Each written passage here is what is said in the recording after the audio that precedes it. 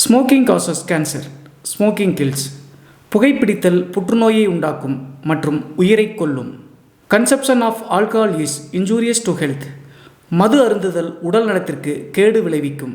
B safe, don't drink and drive. பாதுகாப்பாக இருப்பீர், மது அருந்துவிட்டு வாகனம் ஓட்டாதீர்.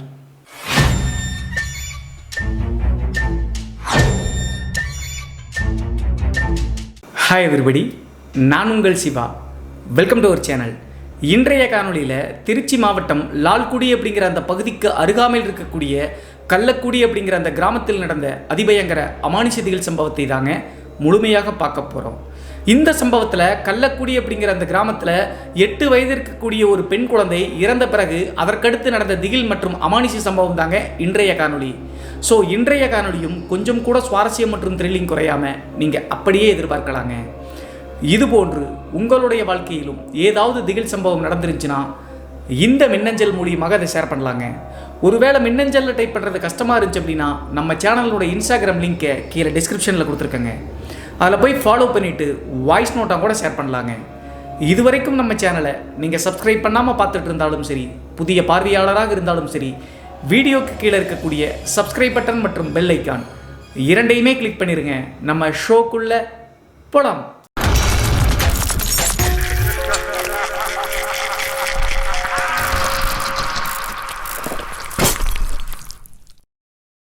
இந்த அமானுஷ சம்பவம் நான் ஏற்கனவே சொன்ன மாதிரி தமிழ்நாட்டினுடைய திருச்சி மாவட்டம் லால்குடிக்கு அருகாமையில் இருக்கக்கூடிய கள்ளக்குடி அப்படிங்கிற அந்த கிராமத்தில் 1970க்கு முன்னாடி நடந்த திகில் சம்பவம் தாங்க இந்த சம்பவம்.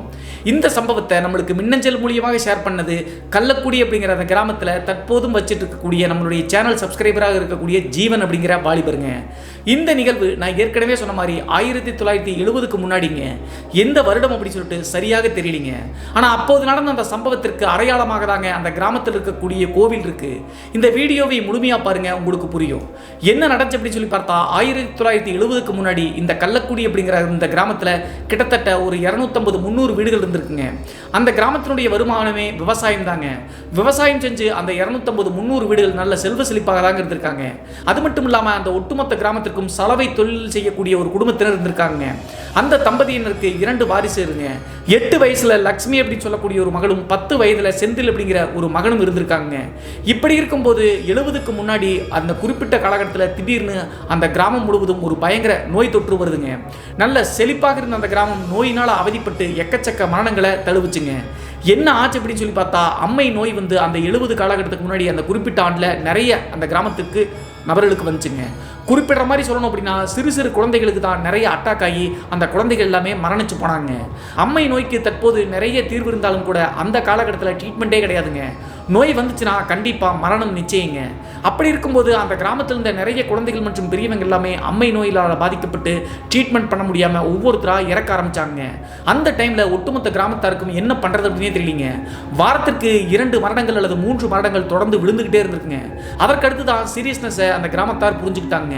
என்ன பண்ணலாம் அப்படின்னு சொல்லிட்டு யோசிக்கும் போது அந்த ஊருக்குள்ளே வந்த ஒரு சாம கோடாங்கி ஒருத்தர் ஒரு அறிவுரை ஒன்று சொல்கிறாருங்க. இந்த ஊருக்குள்ளே எல்லை காவல் தெய்வம் இல்லாத காரணத்தினால தான் உங்களுக்கு இவ்வளவு பிரச்சனை வருது. அது மட்டும் இல்லாமல் மூலவராக எப்போதுமே விநாயகரை வச்சிருப்பாங்க ஒவ்வொரு கிராமத்திற்கும். அந்த விநாயகரும் இல்லாத காரணத்தினால தான் உங்களுக்கு இவ்வளவு அவதிப்பட்டு மரணம் நடைபெறுது அப்படின்னு சொல்லிட்டு சொல்கிறாருங்க. அதற்கடுத்து இதற்கான தீர்வு தேடி அந்த ஒட்டுமொத்த ஊர் மக்களும் தேட ஆரம்பித்தாங்க. அந்த டைமில் இவங்களுடைய கிராமத்திலிருந்து கிட்டத்தட்ட ஒரு 5-6 கிலோமீட்டர் தள்ளி ஒரு காட்டுக்குள்ள ஒரு அம்மன் கோவில் இருக்குங்க. அந்த அம்மன் கோவிலில் போய் வழிபட்டு அங்கிருந்து பிடிமண்ணை கொண்டு வந்தாவது நம்ம கோவில் கட்டலாம் அப்படின்னு சொல்லிட்டு முடிவெடுக்கிறாங்க. அதே மாதிரி அந்த காட்டுக்குள் இருக்கக்கூடிய அம்மன் கோவிலுக்கு ஒட்டுமொத்த ஊர் மக்களும் போய் வேண்டுறாங்க. அப்படி வேண்டிட்டு இருக்கக்கூடிய அதே டைமில் அந்த ஒட்டுமொத்த கிராமத்திற்கு இருக்கக்கூடிய சலவை தொழிலாளருடைய மகள் இருக்காங்க இல்லையா, 8 வயசு லட்சுமி அப்படிங்கிற பெண், அந்த பெண்ணுக்கும் அம்மை நோய் வந்திருக்குங்க. இருந்தாலும் வீட்டில் அவங்களுடைய அண்ணனாக இருக்கக்கூடிய செந்தில் அப்படிங்கிற 10 வயது பையனை காவலுக்காக விட்டுட்டு அவங்களுடைய அப்பா அம்மாவோடு சேர்த்து அந்த காட்டுக்குள் இருக்கக்கூடிய அம்மன் கோவிலில் போய் வழிபட ஆரம்பிக்கிறாங்க. எல்லா ஊர் மக்களும் கத்தி கதறி கூப்பாடு போடுறாங்க. அம்மை நோயினால் பாதிக்கப்பட்டு இறந்த குழந்தைகளுடைய பெற்றோர்கள் கதறி எழுதிருக்காங்க அந்த அம்மனுக்கு முன்னாடி. அதற்கடுத்து 2-3 நாட்கள் விடாமல் சாயந்தர நேரம் அந்த அம்மன் கோவிலில் போய் வழிபட்டு ஒட்டுமொத்த ஊர் மக்களும் திரும்பி வருவது வழக்கங்க. இப்படி இருக்கும்போது தான் 3வது நாள் இரவு அந்த அம்மன் கோவிலில் போய் வழிபட்டு இருக்கும்போது திடீர்னு அந்த ஊரை சேர்ந்த மாரியப்பன் அப்படிங்கிற நபருங்க, அந்த நபருக்கு தோராயமாக ஒரு 45 வயது இருக்குங்க. அந்த அம்மன் கோவிலில் வழிபட்டுட்டே இருக்கும்போது திடீர்னு அந்த அம்மன் சாமியாடி இறங்கிட்டாருங்க. இறங்கின உடனே அந்த மாரியப்பன் சாமியாடிட்டே ஒரு விஷயத்தை சொல்றாருங்க. உங்க எல்லாத்துக்கும் எல்லாத்துக்குமே ஒரு தீர்வு இருக்கு, பயப்படாதீங்க, உங்களுடைய வேண்டுதலுக்காக நான் கண்டிப்பா அந்த ஊருக்குள்ள வரதான் போறேன் அப்படின்னு சொல்லிட்டு சொல்ல ஆரம்பிக்குதுங்க. எவ்வளவோ பேர் இறந்து போயிட்டாங்க சாமி, உனக்கு கண்ணு தெரியலையா அப்படின்னு சொல்லி கேட்கும்போது ஒரு விஷயத்தை அந்த அருள் வந்த மாரியப்பன் அப்படிங்கிற நபர் சொல்றாருங்க. நான் உங்க ஊருக்குள்ள வந்து 8 வருடங்கள் ஆச்சு, ஆனா இப்போதுதான் அதற்கு சரியான நேரம், உங்களுடைய கோயிலே நான் பிரதிஷ்டை ஆக போறேன் அப்படின்னு சொல்லிட்டு அந்த மாரியப்பன் உடம்புல இருந்து அந்த அம்மன் சொல்றாருங்க. என்ன சாமி சொல்றீங்க அப்படின்னு சொல்லி கேட்கும்போது அந்த அருள் வந்த மாரியப்பன் இன்னொரு விஷயத்தையும் சொல்றாருங்க. அந்த சலவை தொழிலாளியினுடைய மகள் லட்சுமி இருக்காங்க இல்லையா, அந்த லட்சுமி வந்து அம்மனுடைய அவதாரம், அவ வேற யாரும் கிடையாது, நான் தான். அது மட்டும் இல்லாம அவளும் வந்து இப்ப அம்மை நோய் வந்தானே இருக்கா, நீங்க வீட்டுக்கு போறதுக்குள்ள அவ மரணிச்சு போயிருப்பா அப்படின்னு சொல்லிட்டு சொன்ன உடனே அந்த சலவை தொழிலாளியினுடைய தம்பதியினருக்கு தூக்கி வாரி போட்டுருச்சுங்க. ஐயோ என் மகளை இப்படி சொல்றீங்களே அப்படின்னு சொல்லிட்டு அதற்கடுத்து அங்கிருந்து சாமி கும்பிட்டு அவசர அவசரமாக கிராமத்துக்குள்ள ஓடுறாங்க. கிராமத்துக்குள்ள பார்க்கும்போது அந்த சலவை தொழிலாளியினுடைய வீட்டுக்குள்ளதான் வந்து பார்த்தீங்கன்னா வேப்பிள்ளை போட்டு அந்த லட்சுமி அப்படிங்கிற 8 வயது மகளை படுக்க வச்சிருந்திருக்காங்க. அங்க போய் பார்க்கும்போது அந்த லட்சுமி அப்படிங்கிற 8 வயது பெண் குழந்தை வந்து பார்த்தீங்கன்னா மரணிச்சு தாங்க போயிருந்துச்சு. அந்த மாரியப்பன் அப்படிங்கிற நபர் வந்து பார்த்தீங்கன்னா சாமியாடி சொன்ன மாதிரியே மிரண்டு போன ஊர் மக்களுக்கு அம்மன் சொன்ன மாதிரியே இது தெய்வ குழந்தை அப்படி சொல்லிட்டு நினைச்சுக்கிட்டாங்க. நிறைய கிராமங்களில் இந்த குலதெய்வ வழிபாடு இருக்குங்க. அந்த குலதெய்வத்தினுடைய வழிபாடுகள் எல்லாமே கேட்டு பாருங்களேன், கண்டிப்பா அந்த தெய்வங்கள் எல்லாமே இடைப்பட்ட ஒரு குறிப்பிட்ட காலகட்டத்தில் வந்திருக்கும். அது மட்டும் இல்லாமல் அந்த பரம்பரையை சேர்ந்த ஏதாவது ஒரு வாரிசுகளில் இறந்து போய் தான் குலதெய்வமாக மாறி இருப்பாங்க. அதே மாதிரி தான் அந்த கிராமத்திற்கு வந்து பார்த்தீங்கன்னா அந்த 8 வயது லட்சுமி அப்படிங்கிற பெண் தான் அந்த ஒட்டுமொத்த ஊர் மக்களுக்கும் குலதெய்வம் மாதிரி பிறந்து வளர்ந்து இறந்துருக்காங்க அப்படின்னு சொல்லிட்டு புரிஞ்சுக்கிட்டாங்க. அதற்கடுத்து ஒட்டுமொத்த ஊர் மக்களும் சேர்ந்து அந்த பெண்ணை எடுத்து போய் அடக்கம் பண்ணுவதற்காக தூக்குறாங்க. தூக்கும் போது தான் ஒரு பெரிய அதிர்ச்சிங்க. அந்த பெண்ணுடைய சடலத்தை தூக்கி இன்னொரு இடத்துல படுக்க வச்ச உடனே அடியில் வந்து வேப்பிள்ளை போட்டுருந்தாங்கல்ல அம்மை நோய் வந்த காரணத்தினால, அந்த வேப்பிள்ளையில் வந்து பார்த்தீங்கன்னா ஒரு 10 அடி அகலத்திற்கு பெரிய கருநாகம்ங்க. கருநாகம் சுருண்டு மெத்தை மாதிரி படுத்திருக்குங்க. ஆனால் குடிசைக்குள்ளே படுத்திருக்கக்கூடிய அந்த கருநாகம் வந்து யாரையும் தீண்டவே இல்லைங்க. அது ஓரமாக போய் அந்த லட்சுமி அப்படிங்கிற பெண்ணுடைய சடலம் இருக்கக்கூடிய தலைமையேட்டுக்கு பக்கத்தில் நின்றுக்குச்சுங்க, அப்படியே சுருட்டியாக படம் எடுத்துக்கிட்டு. இதை பார்த்த ஊர் மக்களில் பாதி பேர்த்துக்கு இந்த பாம்பு தீண்டி தான் இறந்துருப்பாங்க அப்படின்னு சொல்லிட்டு யோசிக்கிறாங்க. ஆனால் அங்கே இருக்கக்கூடிய ஒரு வைத்தியர் செக் பண்ணி பார்த்துட்டு பாம்பெல்லாம் தீண்டல, அம்மை நோயினால தான் இறந்துருக்காங்க அப்படின்னு சொல்லிட்டு புரிஞ்சுக்கிட்டாங்க. அதற்கு பின்பு தான் அந்த காட்டுக்குள் இருக்கக்கூடிய அம்மன் ஒரு நபரனுடைய உடம்புல வந்து சொன்னது உண்மை அப்படின்னு சொல்லிட்டு புரிஞ்சுக்கிட்டாங்க. அதற்கடுத்து அந்த 8 வயது குழந்தையினுடைய சடலத்தை எடுத்து போய் அடக்கம் பண்ணுவதற்காக என்ன பண்றாங்க அப்படின்னா வேப்பங்கட்டை ஒண்ணுங்க. ஏற்கனவே வந்து வீட்டுக்கு முன்னாடி விறகுக்காக வேப்பங்கட்டை வந்து காஞ்சி போன கட்டையை வந்து அவங்களுடைய அப்பா வச்சிருக்காருங்க, ஒரு 6 அடி கட்டை. அந்த கட்டையை எடுத்து அந்த 8 வயது பெண் குழந்தையான லட்சுமி அப்படிங்கிற பெண்ணினுடைய சடலத்தை வந்து பார்த்தீங்கன்னா தொட்டில் மாதிரி கட்டிட்டு ஊரினுடைய ஒதுக்குப்புறமா இருக்கக்கூடிய ஒரு இடத்துல போய் புதைக்கிறாங்க, சமாதியாக்குறாங்க. ஏற்கனவே அந்த பெண் குழந்தை அம்மனுடைய இன்னொரு முகம் அப்படி சொன்ன காரணத்தினால ஒட்டுமொத்த ஊர் மக்களும் அந்த இறுதி சடங்குல கலந்துக்கிறாங்க. கலந்துக்கிட்ட பின்னாடி அந்த பெண்ணை வந்து அடக்கம் பண்ணிட்டு அந்த பெண்ணினுடைய தலைமேட்டு சைடில், அதாவது சமாதிக்கு பக்கத்திலேயே வந்து பார்த்தீங்கன்னா தூக்கிட்டு வந்த அந்த காஞ்சு போன வேப்பங்கட்டையை அடையாளத்துக்காக நட்டு வைக்கிறாங்க. நட்டு வச்சுட்டு திரும்பி வந்துட்டாங்க. 3 நாள் கழிச்சு பாலூத்த போகும்போது ஊர்க்காரங்க எல்லாத்துக்குமே ஒரு பெரிய அதிர்ச்சிங்க. என்ன ஆச்சு அப்படின்னு சொல்லி பார்த்தா அந்த சமாதிக்கு பக்கத்தில் அடையாளமாக வச்ச அந்த காஞ்சி போன வேப்பங் கட்டை வந்து பார்த்தீங்கன்னா 6 அடி மரம் மாதிரி வச்சாங்கல்ல, அது வந்து பார்த்தீங்கன்னா துளிர் விட்டு இருந்துருக்குங்க. இதை பார்த்த உடனே ஊர் மக்களுக்கு புரிஞ்சிருச்சுங்க, எல்லாமே அந்த அருள் வந்த நபர் சொன்ன மாதிரியே நடக்குது அப்படின்னு சொல்லிட்டு 16வது நாள் காரியத்தப்ப ஒட்டுமொத்த ஊர் மக்களும் இந்த பெண்ணுக்கு இயற்கையாக செய்யக்கூடிய சடங்குகள் மாதிரி செய்யக்கூடாது, அது தெய்வமாக இருக்கக்கூடிய காரணத்தினால நாம் வேற மாதிரி தான் செய்யணும் அப்படின்னு சொல்லிட்டு ஒரு ஜோசியரை கூப்பிட்டு எல்லா விஷயங்களையும் கேட்குறாங்க. அப்போது அந்த ஜோசியர் சொன்ன அறிவுறுத்தலின்படி அந்த சமாதியில் வந்து சில பூஜைகளே செய்கிறாங்க. என்ன பண்ணாங்க அப்படின்னு சொல்லி பார்த்தா அந்த தலைமேட்டு பக்கத்தில் நட்டு வச்ச அந்த வேப்பங் கட்டை வந்து பார்த்தீங்கன்னா மரம் மாதிரி துளிர் விட்டதை பார்த்து மிரண்டு போயிட்டாங்க. என்ன காரணம் அப்படின்னா அது காஞ்சு போன ஒரு கட்டைங்க. நட்டு வைக்கும்போது இலையும் கிடையாது கிளையும் கிடையாது. அப்படி இருக்கும்போது துளிர் விட்டு மரமாக வளர்றதை பார்த்துட்டு கண்டிப்பாக இது தெய்வத்தினுடைய சக்தி தான் அப்படின்னு சொல்லிட்டு புரிஞ்சுக்கிட்டாங்க. அதனால் அந்த 16வது நாள் காரியத்தப்ப அந்த சமாதி முழுவதும் மஞ்சள் மாதிரி அப்படியே பூசி விட்டு மரம் மாதிரி வளரக்கூடிய வேப்பங்கட்டைக்கும் வந்து பார்த்தீங்கன்னா மஞ்சள் தடவி விடுறாங்க. அது மட்டும் இல்லாமல் நெய் தீபம் ஏற்றி ஒட்டுமொத்த ஊர் மக்களும் வழிபடுறாங்க. இனிமேலாவது இந்த அம்மை நோய் விலகணும் அப்படின்னு சொல்லிட்டு அந்த டைமில் எல்லாரும் வழிபட்டு இருக்கும்போது அந்த லட்சுமி அப்படிங்கிற பெண் இறந்து போன வயது இருக்கக்கூடிய மாதிரியேங்க இன்னொரு 8 வயது இருக்கக்கூடிய அந்த கிராமத்தை சேர்ந்த பெண் குழந்தை திடீர்னு அருள் வந்து ஆடுதுங்க. அந்த சமாதியினுடைய நடுவில் போய் உட்காந்துட்டு ஆங்காரமாக சாமி ஆடுறாங்க. அப்போது ஊரில் இருக்கக்கூடிய பெரியவங்க என்னாச்சு சாமி அப்படின்னு சொல்லி கேட்கும்போது எனக்கு உடம்பெல்லாம் எரியுதுடா, அதனால் மஞ்சள் தண்ணி ஊற்றி எனக்கு குளிப்பாட்டுங்க, மாவிளக்கு நெய் தீபமெல்லாம் ஏற்றி என வேண்டுங்க அப்படின்னு சொல்லிட்டு அந்த 8 வயது சாமியாடுற மாதிரி இருக்கக்கூடிய குழந்தை பேசுதுங்க. உடனே நடந்த நிகழ்வு எல்லாமே அதிசயமாக இருந்த காரணத்தினால இதுவும் உண்மையாக தான் இருக்கக்கூடும் அப்படின்னு சொல்லிட்டு நெய் தீபம் மற்றும் மாவிளக்கு தீபமெல்லாம் ஏற்றி மஞ்சள் தண்ணி ஊற்றி குளிர்பானங்களை பால்லாம் ஊற்றி அபிஷேகம் பண்ணுற மாதிரி அந்த பெண்ணை குளிப்பாட்டுறாங்க. குளிப்பாட்டினதுக்கு பின்னாடி அந்த அருள் வந்த குழந்தை என்ன சொல்லுது அப்படின்னு சொல்லி பார்த்தா ஒவ்வொரு செவ்வாய்க்கிழமை மற்றும் வெள்ளிக்கிழமை 3 கன்னி பெண்கள் வந்து என்னுடைய சமாதியில் பூஜை பண்ணி எனக்கு குளிப்பாட்டணும். அது மட்டும் இல்லாமல் எல்லா செவ்வாய் மற்றும் வெள்ளிக்கிழமையில் எனக்கு மாவிளக்கு மற்றும் நெய் தீபம் ஏற்றி என்னை வழிபடுங்க, உங்களுக்கு எல்லாமே இனிமேல் நல்லது நடக்கும் அப்படின்னு சொல்லிட்டு அந்த 8 வயது குழந்தையினுடைய உடம்புல வந்து அந்த லட்சுமி அப்படிங்கிற இறந்து போன அந்த பெண்ணினுடைய ஆன்மா வந்து சொல்லிட்டு போகுதுங்க. அப்போதே புரிஞ்சிருச்சுங்க இது அம்மனே தான் அப்படின்னு சொல்லிட்டு. அதற்கடுத்து அந்த ஒட்டுமொத்த கிராமத்தாரும் சேர்ந்து கன்னி பெண்கள் 3 பேரை வந்து இதற்காக அரேஞ்ச் பண்ணி ஒவ்வொரு செவ்வாய் மற்றும் வெள்ளிக்கிழமை போய் அந்த சமாதியில் குளிர்பாட்டி வந்து பார்த்தீங்கன்னா நெய் தீபம் ஏற்றிட்டு வந்துட்டு இருக்காங்க. அது மட்டும் இல்லாமல் இந்த லட்சுமி அப்படிங்கிற பெண் இறந்து போனது பங்குனி மாதங்க.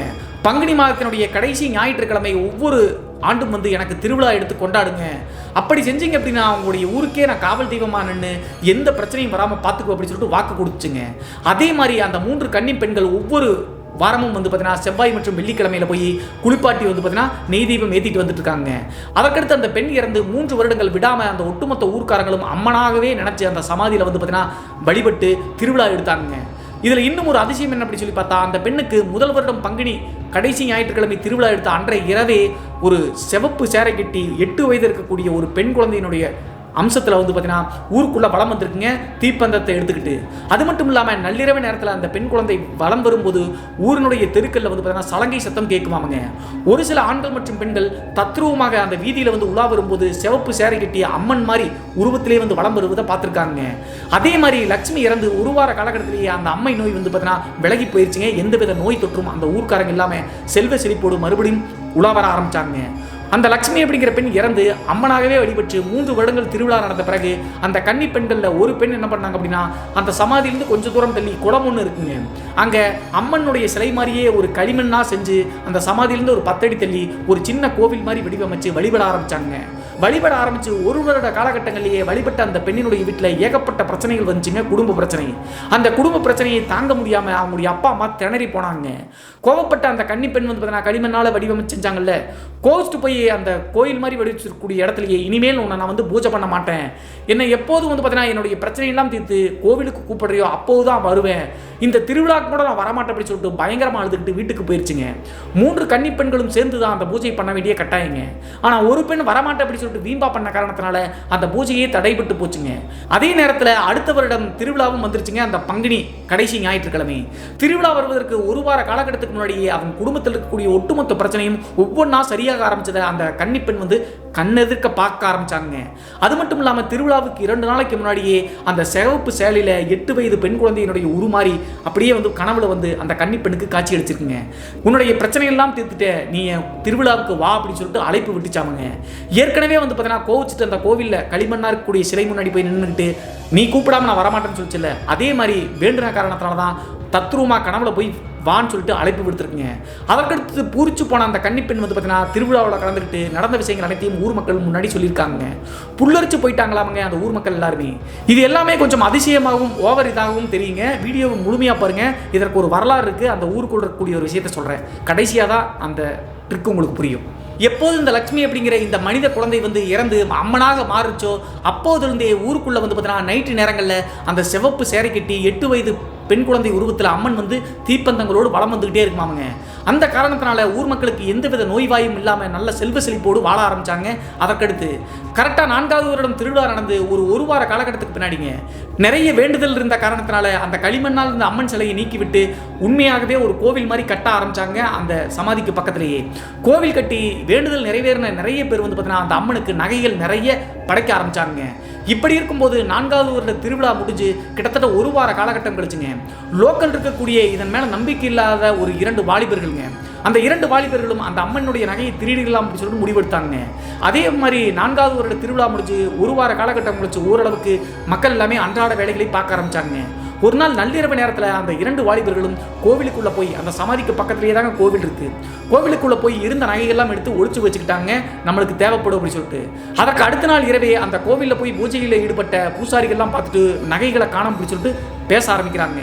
ஒட்டுமொத்த ஊர்க்காரங்களும் எல்லா பக்கமும் விசாரிக்க ஆரம்பிக்கிறாங்க அந்த திருடர்கள் யார் அப்படின்னு சொல்லிட்டு. எவ்வளவோ கஷ்டப்பட்டும் கூட அந்த திருடு போன நகைகளையும் அந்த நபர்களையும் கண்டுபிடிக்க முடியலைங்க. ஆனால் உள்ளூரை சேர்ந்த 2 வாலிபர்கள் தான் அப்படின்னு சொல்லிட்டு ஊர் மக்களுக்கு தெரியலிங்க.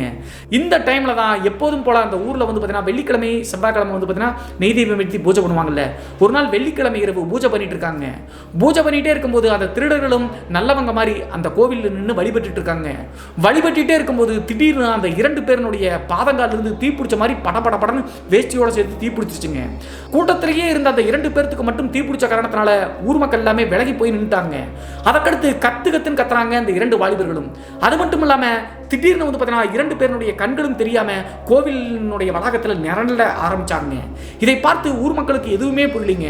அப்போது அந்த கோவிலில் வழிபடக்கூடிய கன்னிப்பெண்களில் ஒரு கன்னிப்பெண்ணுடைய உடம்புல வந்து அம்மன் வந்து இறங்கி, அதாவது லட்சுமி அப்படிங்கிற அந்த இறந்து போன தெய்வம் வந்து இறங்கி எல்லா விஷயங்களையும் போட்டு உடைக்குதுங்க. நீங்கள் தேடிட்டு இருக்கக்கூடிய நபர்கள் வேறு யாரும் கிடையாது, இவங்க 2 பேரும் தான். என்னுடைய நகைகளை எடுத்துட்டாங்கல்ல, இவங்களை விடமாட்டேன் அப்படி சொல்லிட்டு சொன்ன உடனே அப்படியே தப்பன்னு தீப்பிடிச்சு எரிஞ்சிருக்குங்க. அது மட்டும் இல்லாமல் அந்த 2 வாலிபர்களுடைய கண்களில் இருந்தும் அப்படியே ரத்தமாக கொட்ட ஆரம்பிச்சிருக்குங்க. இதெல்லாம் ஊர் மக்கள் பார்த்து அரண்டு போயிட்டாங்க. அது மட்டும் இல்லாமல் அந்த 2 வாலிபர்களுடைய குடும்பத்தார் அம்மனுடைய காலடியிலேயே விழுக ஆரம்பிச்சிட்டாங்க. அவங்களுக்கு இதில் எந்த சம்மதம் இல்லை, தெரியாமல் பண்ணிட்டாங்க. அவங்க 2 பேர்த்தையும் காப்பாற்று, உன் அருள் இல்லாமல் ஒன்றும் பண்ண முடியாது, உன்னுடைய நகையை அங்கேயே கொண்டு வந்து ஒப்படைச்சிடற அப்படி சொல்லிட்டு வேண்டியிருக்காங்க. அந்த குடும்ப உறுப்பினர்கள் கண்ணீர் விட்டு வேண்டின காரணத்தினால அம்மன் வந்து இறங்கி அந்த 2 பேர் அந்த நெருப்பு அப்படியே அணைஞ்சிருக்குங்க. ஆனால் அவங்களுடைய 2 கண்களும் போனது தாங்க, திரும்பி வரல, செய்த தவறுக்கு தண்டனையா. அதற்கடுத்து மிரண்டு போன அந்த 2 பேரும் வந்து பார்த்தீங்கன்னா அந்த அம்மன் கோவில் முன்னாடியே வளாகத்தில் விழுந்து மண்டியிட்டு மன்னிப்பு கேட்டிருக்காங்க. இதெல்லாம் ஏதோ பொய்யை நினச்சி நாங்கள் பண்ணிட்டோம், எங்களை மன்னிச்சிரு அப்படின்னு சொல்லிட்டு அந்த நகை இருந்த இடத்த அந்த குடும்ப உறுப்பினர்கிட்ட சொன்ன உடனே அவங்க கொண்டு வந்து திருப்பவும் வந்து பார்த்தீங்கன்னா கோவிலையே வச்சிருந்திருக்காங்க அந்த அம்மனுடைய நகைகள் எல்லாத்தையுமே. இதில் பாதி பேர் புரிஞ்சிருப்பீங்க அது என்ன சாமி அப்படி சொல்லிட்டு. இப்போதும் கள்ளக்குடி அப்படிங்கிற அந்த கிராமத்தில் வச்சிருக்கக்கூடிய கள்ளக்குடி மாரியம்மன் தாங்க அந்த தெய்வமே.